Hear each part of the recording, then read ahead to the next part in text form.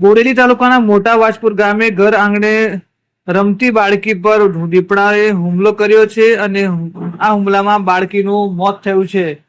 વાત કરવામાં આવે તો છોટાઉદેપુર જિલ્લાના બોડેલી તાલુકાના મોટા વાજપુર ગામે ગત મોડી રાત્રે ઘર આંગણે રમતી બાળકી પર હુમલાની ઘટના બની છે. જ્યારે વાજપુર ગામના પોપટભાઈ રાઠવાની જે 4 વર્ષની દીકરી છે ભવ્યાબેન અને 3 બાળકો સાથે લગભગ 8 વાગ્યાના અરસામાં ઘર આંગણે રમી રહી હતી અને અચાનક દીપડો છે તે આવ્યો હતો અને ભવ્યા ઉપર હુમલો કર્યો હતો અને 100 ફૂટ જેટલો ઘસડી લઈ જવામાં આવ્યો હતો.